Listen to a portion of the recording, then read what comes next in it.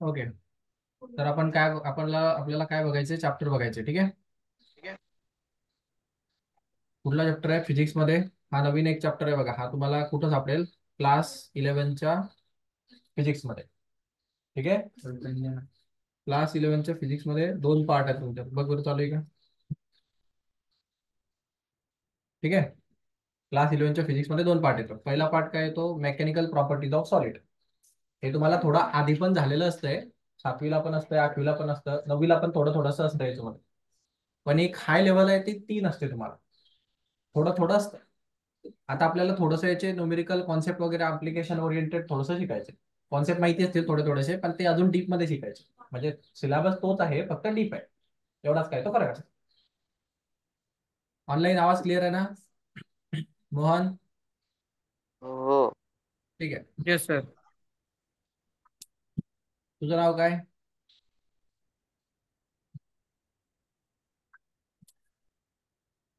Online हे OnePlus कोणाचा mobile join केलेला आहे? ठीक आहे. OnePlus वरून कोणी जॉईन केलंय?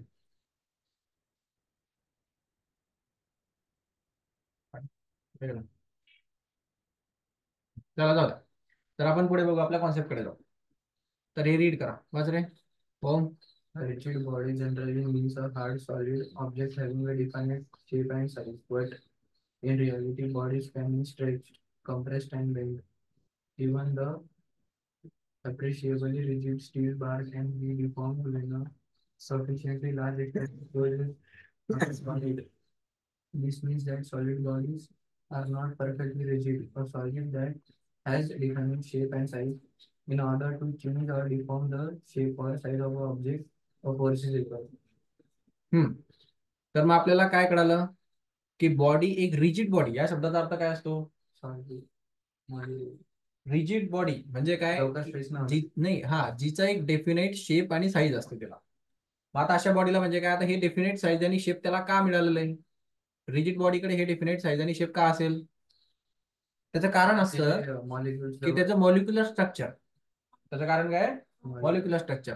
समजा एक एक बॉडी आपल्याकडे, आता हे एक रिजिड, हा ब्लॉक आहे आपल्याकडे. काय ब्लॉक? त्या ब्लॉक मध्ये एक पर्टिक्युलर आपल्याकडे काय मोलिक्युल्स आहे. ओके. आता या मोलिक्युलचं जे स्ट्रक्चर असतंय, काय असतंय? स्ट्रक्चर हे एक डिफाईन असतं, म्हणजे एक पर्टिक्युलर वेनी ते अलाइन झालेलं असतं आणि ते तिथून चेंज होत नाही. काय होत नाही? चेंज होत नाही. म्हणजे हा मोलिक्युल इकडे जात नाही, हा मोलिक्युल इकडे हलत नाही, हा इकडे हलत नाही. आणि हे चेंज न झाल्यामुळे आपण त्याला रिजिड म्हणतो. कारण मग रिजिडिटी म्हणजे काय? ती बॉडीला पर्टिक्युलर शेप आणि साईज असणं. कुठच्या तरी बॉडीचा शेप आणि साईज बदलत नाही म्हणजे नेमकं काय बदलत नाही? त्याच्या मोलिक्युलचं स्ट्रक्चर बदलत नाही. कळालं? त्यामध्ये मोलिक्युल असतात, ऍटम असतात, हे माहिती तुम्हाला सगळं. ते मोलिक्युल मधला स्पेस सॉलिड मध्ये कसा असतो? कमी असतो. मग ते जवळ जवळ असतं. आता यामध्ये जर एखाद ऑब्जेक्टचा शेप चेंज झाला म्हणजे नेमकं काय होतं? म्हणजे सपोज आता हा एक वुडन ब्लॉक होता सपोज, ठीक आहे. त्या वुडन ब्लॉकला मी जर इकडनं प्रेस केलं आणि इकडनं पण प्रेस केलं, तर वुडन ब्लॉक तुम्हाला असा होताना असा होताना दिसेल की नाही? असा थोडासा असा बेंड प्रेस केल्यानंतर होईल की नाही बेंड? अशा टाईप मध्ये. कारण मी इकडनं काय केलंय? त्याला प्रेस केलंय. इकडनं काय केलंय? प्रेस केलंय. मग आता इथले जे इथं प्रेस झाल्यामुळे याची साईज आणि शेप काय झाले? चेंज झाले. आता याला आपण रिजिड बॉडी नाही म्हणत. कळालं? आता इथं काय झालं काय नेमकं मध्ये? हा प्रश्न महत्वाचा आहे. मग काय झालंय? याचे जे मोलिक्युल्स असतात अशी इथं ज्या ठिकाणी फोर्स लागतोय तिथे मोलिक्युल्स असतील की नाही? असे ते जवळ जवळ असतात असे काहीतरी कंबाईन. कारण सॉलिड असल्यामुळे मोलिक्युल्स मधला इंटरमोलिक्युलर अट्रॅक्शन स्ट्रॉंग असतं, म्हणून ते मोलिक्युल जवळ जवळ असतात. आता इथले जे मोलिक्युल्स होते ते या फोर्समुळे आतमध्ये दाबले गेले. काय झाले? दाबले गेले आणि त्यांच्या इंटरमोलिक्युलर फोर्स ऑफ अट्रॅक्शन डिस्टर्ब झाले, किंवा त्याला आपण टेक्निकल भाषेमध्ये म्हणतो lattice of structure, lattice of molecule. Lattice हा शब्द का वापरतात? त्याच्या स्ट्रक्चरला लॅटिस शब्द वापरला जातो. काय? लॅटिस. मग हे लॅटिस जे आहे ना, म्हणजे इथले मोलिक्युल असे जवळ जवळ जवळ जवळ प्रेस झालेले असतात आणि मग बाकीचे त्याच्या त्याच्या जागी बरोबर डिस्ट्रीब्युटेड असतात. मग इथल्या मॉलिक्युलची डेन्सिटी काय झालेली, वाढलेली. मग डेन्सिटी वाढली, मॉलिक्युलर स्ट्रक्चर चेंज झालं, म्हणून त्याचा शेप आणि साईज बदलला, म्हणून आपण त्याला नॉन रिजिड बॉडी म्हणतो. आणि रिजिड बॉडी म्हणजे काय, आपण आयडियली पकडतोय की कुठलीच बॉडी जिचा शेप आणि साईज कधीच बदलत नाही. अशी कोण येणार की जिचा कधी शेप साईज बदलत नाही? डायमंड. आता तुम्ही म्हणणार सर डायमंड तर छोटा लहान करता येतो ना त्याला, मग तो शेप आणि साईजला बदलवत नाही, डायरेक्ट तुकडा पडतो. डायमंडला दाबून तुम्हाला कमी नाही करता येत. डायमंड दाबून कमी करता येतो का? त्याला डायरेक्ट काय करावं लागेल, तुम्हाला हा डायमंडचा पार्ट आहे का, तुम्हाला याला लहान करायचंय, हा एवढा पार्ट तुकडा पडून फेकून द्या, म्हणजे त्याचे मॉलिक्युल कॉम्प्रेस होत नाही. म्हणून आपण डायमंडला रिजिड बॉडी म्हणतो. पण बाकीच्या बॉडी रिजिड आहेत का? मग नाही. प्लास्टिक रिजिड बॉडी का नाही, त्याला लगेच दाबता येतं. वूड हे रिजिड बॉडी का नाही, ते दाबता येतं. आयर्न दाबता येतं, कॉपर दाबता येतं. तर ज्यांना ज्यांना दाबून ज्याचं लॅटिस बदलू शकतं ते रिजिड बॉडी नसतात, आणि ज्यांचं लॅटिस स्ट्रक्चर कधीच बदलत नाही ते रिजिड बॉडी असतात. आयडियली, जसं आयडियली सर्वात चांगली रिजिड बॉडी डायमंड आहे. तर लॅटिस म्हणजे मॉलिक्युलर स्ट्रक्चर. मॉलिक्युलर स्ट्रक्चर तो टेक्निकल भाषेतला एक शब्द आहे की मॉलिक्युलर स्ट्रक्चरला तुम्ही लॅटिस शब्द वापरता. जसं जसं तुम्ही पुढे शिकणार, 10वी पर्यंत हा शब्द येत नाही. हा वर्ड तुम्हाला 11वी 12वी थोडासा ऐकायला भेटतो, आणि डिग्रीमध्ये मेनली इंजिनिअरिंग मध्ये हा ऐकायला भेटला. मेटलर्जी नावाची एक ब्रांच येते पुढे फिजिक्सची. मेटलर्जी म्हणजे त्याच्यामध्ये मेटलचं सगळं सायन्स असतं. मग आतमध्ये काय होतंय, तो टेम्परेचरनुसार कसा बिहेव करतो, प्रेशरनुसार कसा बिहेव करतो, हे सगळं त्या ब्रांचमध्ये पुढे असते. आता तुम्हाला हे जे शब्द आहेत हे आता नाही ऐकायला भेटत, पण पुढे ऐकायला भेटतील. मग मी ते थोडंसं पुढचं मागे ओढतोय, म्हणजे जेणेकरून थोडीशी तुम्हाला ओळख झाली पाहिजे. मग रिजिड बॉडी म्हणजे काय, हा प्रश्नात काही उत्तर कळलंय का तुम्हाला? हे ऑनलाईन मोहन, श्रेयस, कळलंय का हे? हो. Yes Shreyas, sir. हा. सो नेक्स्ट आता आपण काय बघितलं याच्यामध्ये, की बॉडी कॉम्प्रेस होऊन बेंड वगैरे होते, स्ट्रेच वगैरे होते, तर हे रिजिड बॉडीमध्ये होत नाही. आपण या चॅप्टरमध्ये जे आपण बॉडी कन्सिडर करणार त्यांना आपण शक्यतो कुठल्या बॉडी मानणार आहेत? रिजिडर बॉडी. जेव्हा आपण रिजिड बॉडी नाही म्हणत तेव्हा आपण असं पकडून घ्यायचं की ती कॉम्प्रेस होऊ शकते, ती लांबू शकते, तिची लेंथ वाढू शकते, तिचा एरिया वाढू शकतो, तिचा व्हॉल्यूम पण वाढू शकतो. ठीक आहे. मग असं टेक्निकल लँग्वेजमध्ये प्रत्येक शब्दाचा एक अर्थ असतो, तो अर्थ इनडायरेक्टली कन्सिडर करायचा असतो. मग त्याने काय म्हटलं, एक सफिशियंटली लार्ज एक्सटर्नल फोर्स लावायचा, त्याच्यामुळे काय होईल, स्टील रॉड वगैरे असेल त्याची लेंथ वगैरे वाढणार, तर आपण त्याला नॉन रिजिड बॉडी म्हणणार. आणि जर तो डेफिनाइट शेप आणि साईजचाच राहिला, त्याच्यामध्ये कुठलेच चेंजेस नाही झाले, तर मग त्याला रिजिड बॉडी म्हणायचं. आता चेंजेस होणं, याला फिजिक्समध्ये एक शब्द वापरला जातो, डिफॉर्म. डिफॉर्मेशन झालं म्हणजे काय, काहीतरी बदल झाला, शेप मध्ये बदल झाला, किंवा त्यांनी त्याची साईज चेंज केली, लेंथ चेंज केली, मग मी तुम्हाला डिफॉर्मेशन झालं असं म्हणणार. आणि जो फोर्स ते डिफॉर्मेशन घडवून आणेल त्या फोर्सला डिफॉर्मिंग फोर्स म्हणतात. आता हे शब्द तुम्हाला नवीन वाटत असतील, नवीन वाटतात ना, का ऐकलेले? हा, ऐकलेले असतील तर अतिउत्तम. तर डिफॉर्मिंग फोर्स म्हणजे काय, जो फोर्स त्या बॉडीच्या स्ट्रक्चरला बदलवण्याची अबिलिटी ठेवतो, त्या फोर्सला डिफॉर्मिंग फोर्स म्हणायचं. आणि त्यांनी जर त्या बॉडीचं स्ट्रक्चर चेंज केलं किंवा त्याच्या शेप अँड साईज बदलवली, तर आपण म्हणतो बॉडीमध्ये डिफॉर्मेशन झालेलं आहे. डिफॉर्मेशन होणं आणि डिफॉर्मिंग फोर्स लागणं, या गोष्टी महत्वाच्या. जाऊ पुढे. चॅप्टरची सुरुवात इथून सुरू होते. आता तुम्हाला याच्यातनं काय कळालं असेल की आपल्याला बॉडीच्या स्ट्रक्चर बद्दल अभ्यास करायचा आहे. तिची length, base, height, volume, area कसा वाढतो, कसा कमी होतो, त्याच्या काय काय प्रॉपर्टीज असतात, त्याच्याबद्दल हे पूर्ण डिस्कस होणार.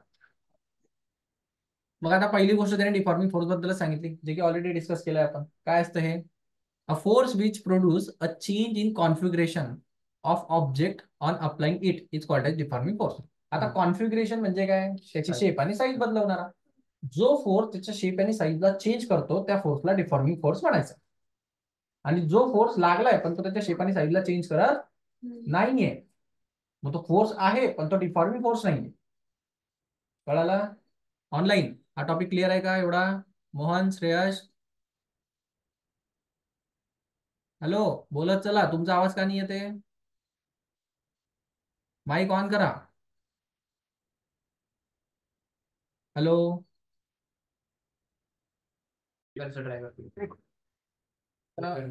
तिथं जो फोर्स स्प्रेड असेल तो हे सांगा. हा, आवाज येतोय का रे? Hello, online. हो हो. येस हा, सर. लॅग झालेला आहे थोडासा, तेवढं ऍडजस्ट करा. आज थोडा रेंजचा प्रॉब्लेम येतो इथं वायफायला. तर आपण तर आता ते स्ट्रेस वगैरे पुढे, पहिली इलॅस्टिसिटी कळली पाहिजे तुम्हाला. इलॅस्टिसिटी म्हणजे काय, इथं लिहिलेलं आहे, वाचा. वाच रे, लाऊडली वाच जरा, ऐकू आलं पाहिजे. Elasticity is the property of the object by the by virtue of which which it regains its original configuration after the removal of the deforming force. हा, आता हा खूप महत्वाचा आणि खूप इम्पॉर्टंट कॉन्सेप्ट आहे. हा 7th स्टँडर्ड मध्ये तुम्हाला ऑलरेडी शिकवला गेलेला आहे. आता हा काय कॉन्सेप्ट आहे खूप नीट समजून घ्या. हा खूप डिटेल कॉन्सेप्ट आहे, वरतून कळत नाही पण आतमध्ये खूप डिटेल्स भरलेले आहे त्याच्यामध्ये. इलॅस्टिसिटी हा वर्ड कधी वापरतात, जेव्हा एक बॉडी याच्या बॉडीवरती डिफॉर्मिंग फोर्सेस लागतात. डिफॉर्मिंग फोर्सेस म्हणजे काय, आता तुम्ही याचं एक एक्झाम्पल समजून घ्या. डिफॉर्मिंग फोर्सेस लागलं म्हणजे काय झालं, की समजा तुम्ही एक रबर घ्या. काय करायचं, वी आर कन्सिडरिंग रबर. एक रबर पकडा, ठीक आहे. त्या रबरला काय करा, तुम्ही दोन्ही बाजूनी ओढा. इकडे एक फोर्स लावायचा, इकडे एक फोर्स लावायचा. बरोबर काय होईल, स्ट्रेच होईल ना ते. म्हणजे काय झालं, तुम्ही एक बॉडीवरती डिफॉर्मिंग फोर्सेस लावले, त्याने त्याची डायमेन्शन काय झाले, बदलले. ठीक आहे. हा, आता हे असं रबर सर्क्युलर तुमच्या घरी असेल. आता तुम्ही याला सर्क्युलर न कन्सिडर करता एक रेक्टँग्युलर पकडा, ते अजून चांगलं कळेल. ठीक आहे. हा, मग आता तुम्ही जर एक रेक्टँग्युलर रबर घेतले हा, मी रिजिड बॉडी नाही म्हणत आहे, नॉन रिजिड बॉडी, म्हणजे ही शेप आणि साईजला बदलू शकते. मग त्याच्यावरती एक फोर्स इकडनं लावायचा, एक फोर्स इकडनं लावायचा. आता हे जे फोर्सेस लावलेले आहेत यांना टेक्निकल भाषेमध्ये म्हटलं जातं डिफॉर्मिंग फोर्सेस, कारण त्याच्यामुळे त्याचं डिफॉर्मेशन घडून येईल. पण ह्या जे प्रकार आहे डिफॉर्मिंग फोर्सेसचे, हे 2 प्रकारचे प्रकार असतात. आता डिफॉर्मिंग फोर्सेसचे 2 टाइप्स. आता हे थोडे वर्ड तुम्हाला आज नवीन वाटतील, पण ते लक्षात ठेवा, महत्वाचे शब्द आहेत खूप. मी हे आवाज दे ना हेमांगी. तर हे जे फोर्सेस आहेत यांना म्हणतात टेन्साईल फोर्सेस. काय, टेन्साईल. हा, आता टेन्साईल या शब्दाचा अर्थ काय, टेन्शन लावणं. टेन्शन म्हणजे काय, ओढणं, ताण, तणाव, याला टेन्शन शब्द वापरला जातो. मग जेव्हा 2 गोष्टी अशा बाहेरच्या बाजूला ताणल्या गेलेल्या असतात, कळलं, ताणल्या गेलेल्या असतात, तेव्हा जे फोर्सेस लागतात त्यांना काय शब्द वापरला जातो, टेन्साईल. ताणलं गेलेलं असतं. ठीक आहे. आणि दुसरा एक प्रकार असतो, तो असतो कॉम्प्रेसिव्ह फोर्सेस. म्हणजे याच्यात काय होतं, एक फोर्स इकडनं लावतो आणि एक फोर्स इकडनं लावतो, तर यांना कॉम्प्रेसिव्ह फोर्सेस म्हणतात. म्हणजे याचं नावातच अर्थ आहे. कॉम्प्रेसिव्ह म्हणजे काय, ते कॉम्प्रेस करतात. दोन्ही बाजूने दाबलं की गोष्टी कॉम्प्रेस होतात, आणि दोन्ही बाजूने ओढल्या की गोष्टी ताणल्या जातात. ताणल्या गेल्या तर टेन्साईल फोर्सेस, दाबल्या गेल्या तर कॉम्प्रेसिव्ह फोर्सेस. मी जेव्हा टेन्साईल फोर्सेस म्हणतो तेव्हा माझा म्हणण्याचा अर्थ असतो ताणला गेलेला फोर्स आहे, म्हणजे त्याच्याने लेंथ वाढणार आहे. कळलं, लेंथ वाढेल ना, ओढला जाईल तर लेंथ वाढेल की नाही. आणि जर मी कॉम्प्रेसिव्ह फोर्सेस म्हटलं तर लेंथ कमी होणार आहे. हा टॉपिक क्लिअर आहे का एवढा. आता मी कंटिन्युअसली पुढे वापरत जाईल हे शब्द. ऑनलाईन टॉपिक क्लिअर आहे टेन्साईल आणि कॉम्प्रेसिव्हचा. हो. श्रेयस. Yes, sir. हा, so now see, we have one rubber and we are applying deforming forces on both sides of the rubber, so we will get the deformation of the rubber, so we will get the higher length. मग आता higher length भेटणार आपल्याला, तर किती, C, जेवढा force, हा, तुम्ही जेवढा फोर्स लावलाय तेवढं त्याच्यामध्ये एक्सेसिव्ह लेंथ वाढणार. वाढणार की नाही वाढणार. इकडनं फोर्स लावला म्हटलं की एक्स्ट्रा लेंथ वाढली, ही वाढलेल्या लेंथला म्हणतात डिफॉर्मेशन, किंवा आपण याला म्हणतो चेंज इन लेंथ. आता चेंज इन लेंथला कोणत्या लेटरने इंडिकेट करतात फिजिक्स मध्ये, डेल्टा. याला काय म्हणतात, डेल्टा. डेल्टा हा ट्रायंगल काय दाखवतो, बदल झालेला आहे लेंथ मध्ये. म्हणजे जेव्हा कुठली तरी गोष्ट बदललेली असते तेव्हा डेल्टा शब्द वापरला जातो. कळलं. आणि ओरिजिनल लेंथ काय होती, एल. मग ही वाढलेली लेंथ ही एल, आणि हे का वाढलेत, कारण आपण डिफॉर्मिंग फोर्सेस लावलेले. मग आता यामध्ये काय होतंय, तुम्ही जर हा फोर्स लावलेला जो होता तो रिमूव्ह केला, काय केला, रिमूव्ह केला म्हणजे सोडून दिला. मग आता ते रबर असल्या कारणाने हे इथंच राहील का, ते पुन्हा काय होईल, ओरिजिनल, ते त्याच्या ओरिजिनल जागेवरती पुन्हा येईल. म्हणजे ते काय होईल, हा समोरचा जो पार्ट आहे तुमचा एवढा, हा पुन्हा व्हॅनिश होऊन जाईल, आणि तो कॉन्ट्रॅक्शन होऊन पुन्हा त्याच्या जागेवरती येऊन जाईल. कळालं. Yes, sir. पण हे असं कधी होतं, असं कधी होतं, इलास्टिक बॉडी असते. नाही ते तर आहे, पण असं कधी होतं, जेव्हा तुम्ही Correction. डिफॉर्मिंग फोर्सेसला रिमूव्ह करण्यानंतरच होईल तसं. डिफॉर्मिंग फोर्सेस असे स्टोअर नाही होणार. कळालं? हा. मग Yes, आता sir. पुढे. मग आता तुम्हाला या डेफिनेशन मध्ये कळेल. आता आता काय झालंय, सी डेफिनेशन नीट समजून घ्या. इट रिगेन म्हणजे त्यांनी पुन्हा गेन करणं, म्हणजे पुन्हा त्याच्या जागी येणं. It regain its original configuration. आता कॉन्फिगरेशन या शब्दामध्ये तिन्ही गोष्टी येतात: साईज, लेंथ, एरिया आणि व्हॉल्यूम. साईज, शेप आणि व्हॉल्यूम. म्हणजे आता इथं लेंथचा संबंध होता. प्रत्येक वेळेस काय लेंथच बदलेल का?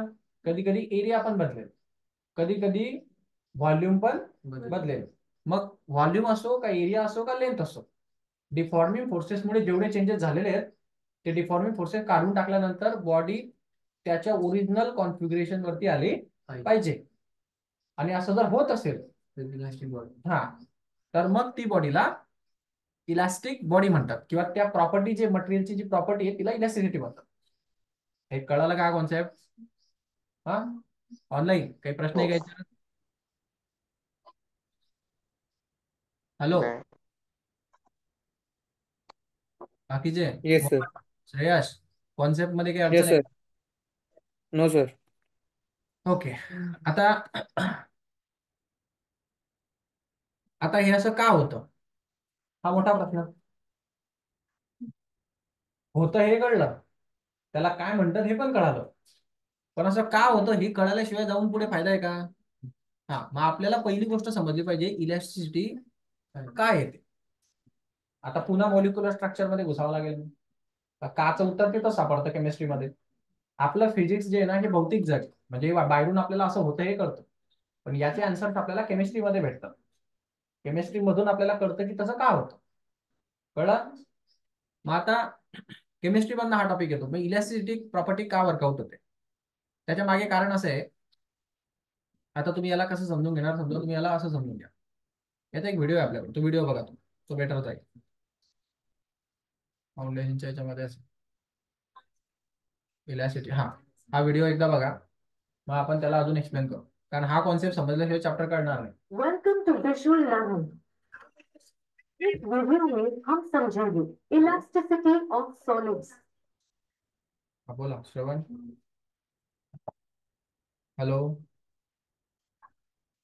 जैसा कि हम जानते हैं कि सॉलिड बॉडी रिजिड होती है।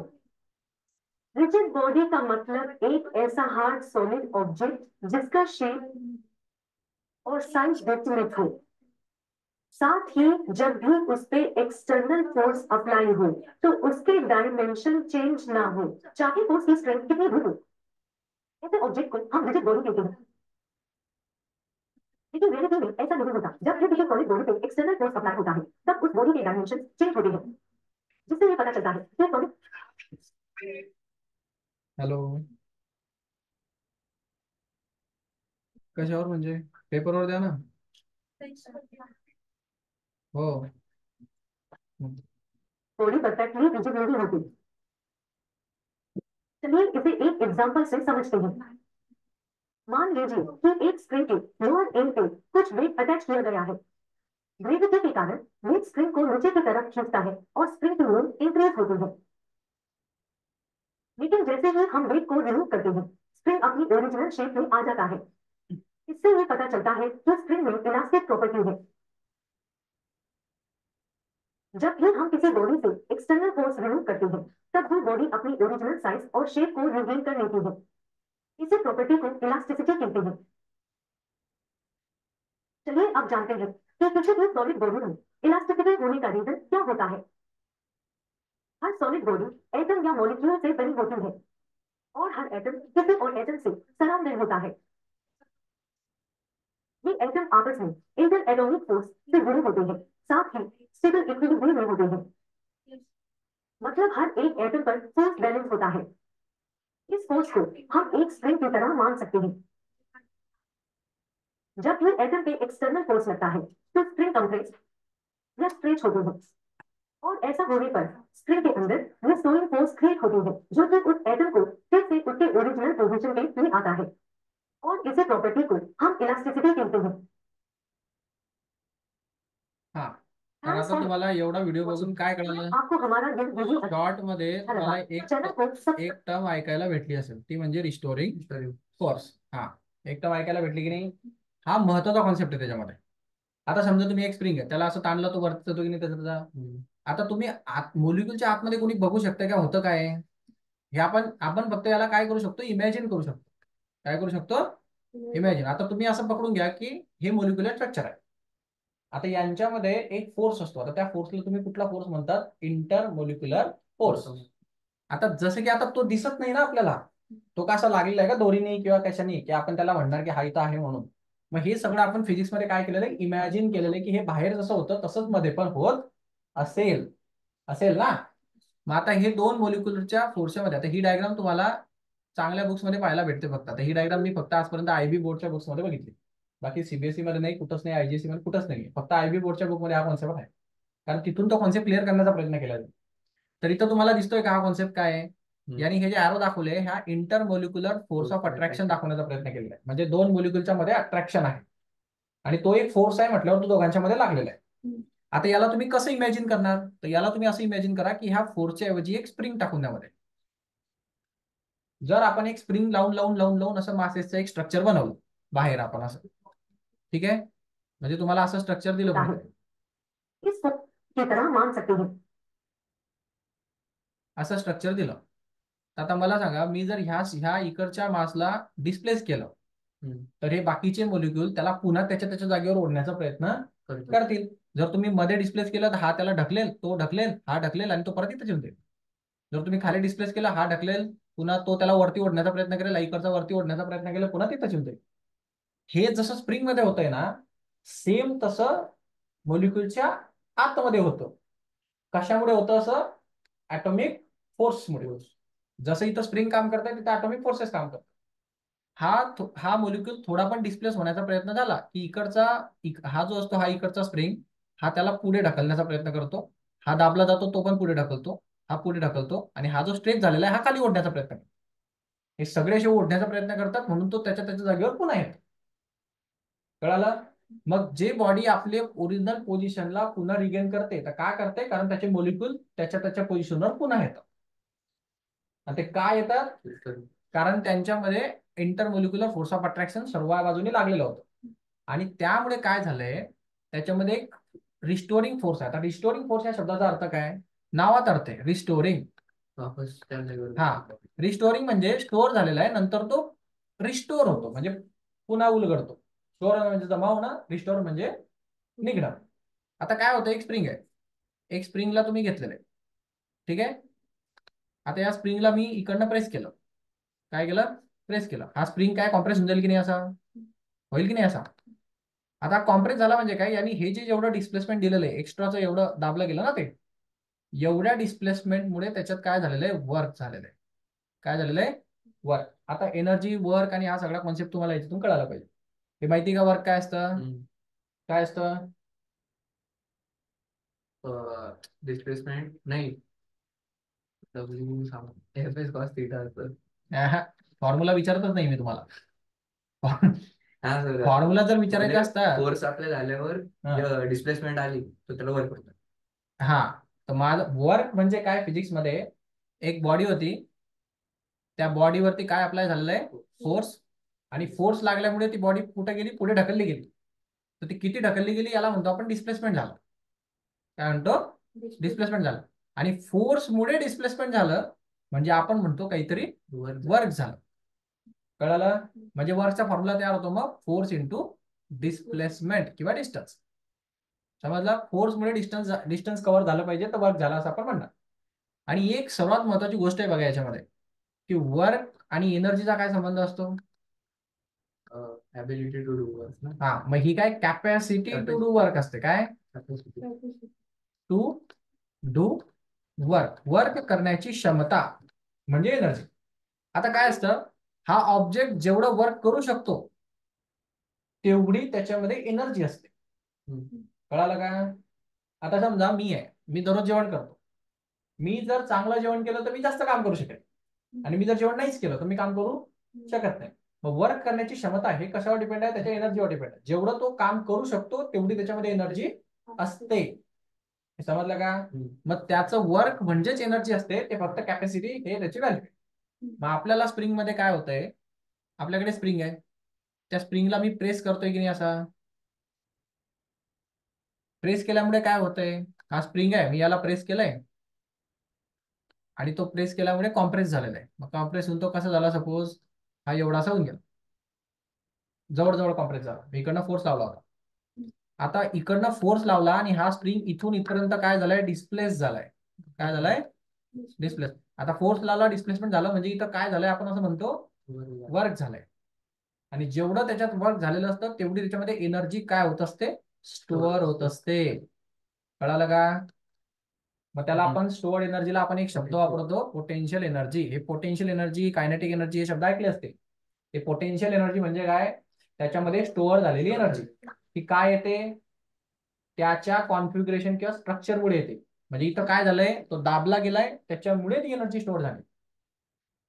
मग एनर्जी आहे त्याच्याकडे दाबला गेल्यामुळे, पण तुम्ही जर हा जो एक्स्ट्राचा फोर्स लावलेला होता तो जर काढून टाकला, तो लावलेला फोर्स काढून टाकला, तर काय होईल, हे जे त्याच्यामध्ये एनर्जी स्टोअर झालेली होती, कोणची एनर्जी स्टोअर झाली होती, पोटेन्शियल एनर्जी, ते त्याला पुन्हा बाहेरच्या बाजूला फोर्स लावते. कळालं का? ढकलते ना अशी बाहेर, आणि त्या फोर्सला म्हणतात रिस्टोरिंग फोर्स. कळालं का? हे हा रिस्टोरिंग फोर्स डिफॉर्मिंग फोर्स नाहीये. डिफॉर्मिंग फोर्स लागल्यानंतर आपण जर तो काढला तर ती बॉडी पुन्हा त्याच्या पोझिशनवर येते की नाही, तेव्हा त्याच्यामध्ये तो रिस्टोरिंग फोर्स येतो. ज्या फोर्स मध्ये वापस रिव्हर्स बॅक होते, तर रिव्हर्स बॅक होणाऱ्या फोर्सला रिस्टोरिंग फोर्स म्हणतात. डिफॉर्मिंग फोर्स वेगळा, रिस्टोरिंग फोर्स वेगळा. रिस्टोरिंग फोर्स त्याला ओरिजिनल पोझिशनवर आणतो.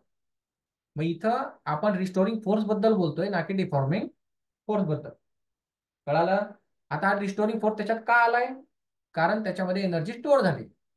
कशाच्या फॉर्म मध्ये, पोटेन्शियल एनर्जीच्या फॉर्म मध्ये. का स्टोअर झाली होती, कारण त्यांनी वर्क केलं होतं. वर्क का झालं, कारण त्यांनी फोर्स लावला आणि डिस्प्लेसमेंट झालं म्हणून वर्क झालं. मग सगळ्या काचे आन्सर आहे तुमच्याकडे, Y Y Y Y. Restoring force येतो म्हणजे आता इथे कुठून सुरू झालंय सगळं, हे इलॅस्टिसिटी प्रॉपर्टीवरून सुरू झालंय. इलॅस्टिसिटी म्हणजे काय, तो त्याच्या ओरिजिनल पोझिशनवर येतो. काय येतो, रिस्टोरिंग फोर्स मुळे येतो.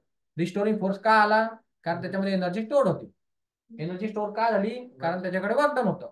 वर्कडन का झालं होतं, कारण त्याला तुम्ही एक्स्ट्रा फोर्स लावून दाबलं गेलेलं होतं. मग ते सगळ्या काचे आन्सर शेवटी तुम्ही लावलेल्या फोर्सवर येतात. मग तुम्ही एक्स्ट्रा फोर्स लावा, extra energy, extra restoring force लवकर येणार. स्प्रिंगला जास्त दाबलं तो जोरात येतो, हळू दाबलं हळू येतो. कळालं हे?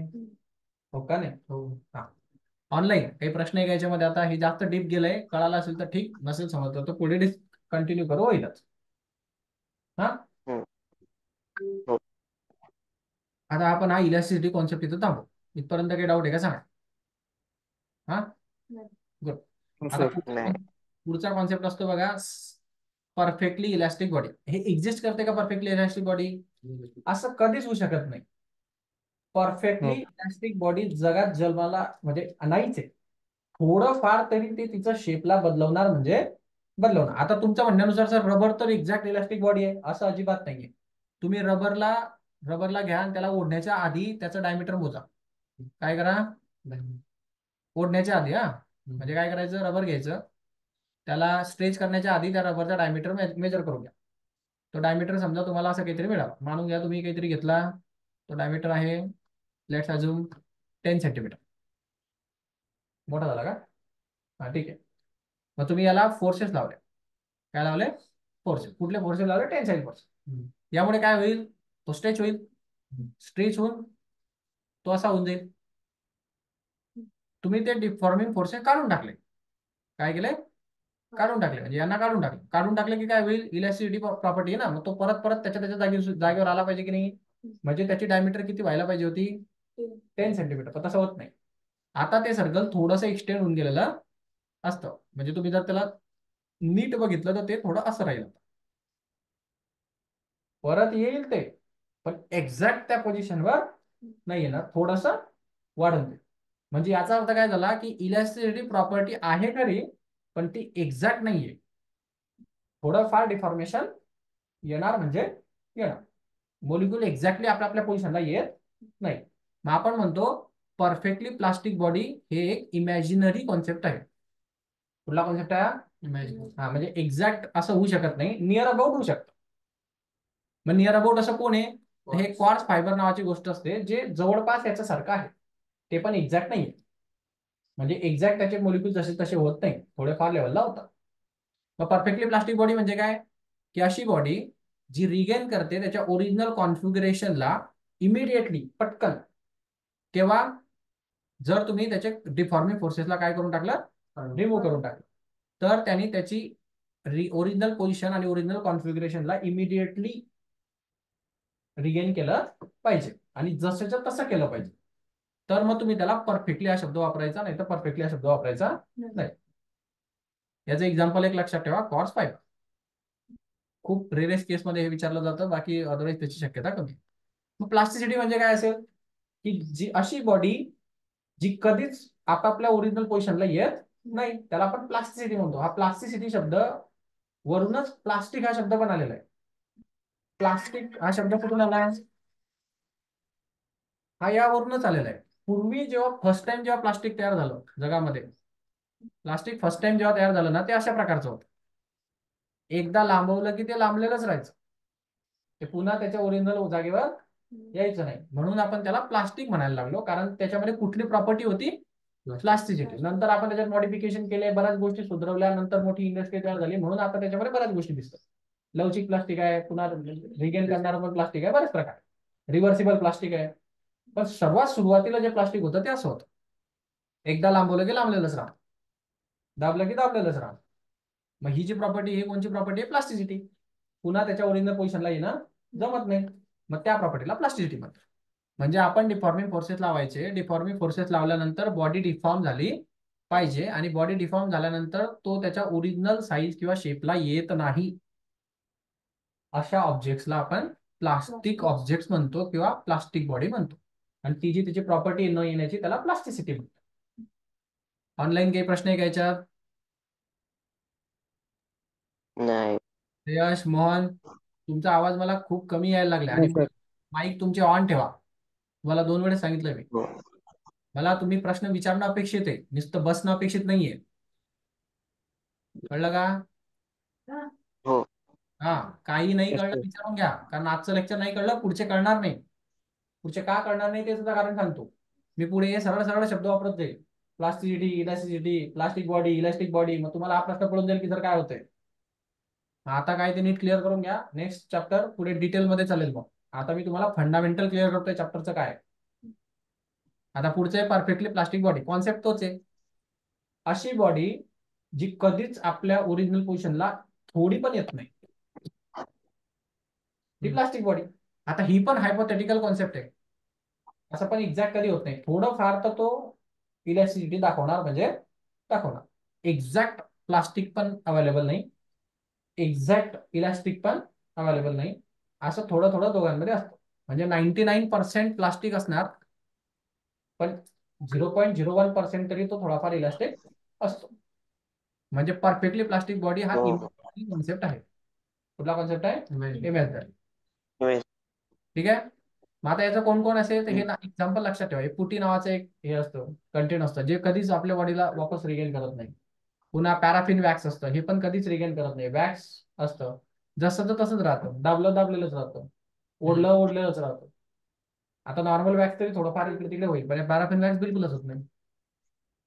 कळलं? हम्म. तर हे सगळे हो. Plastic body.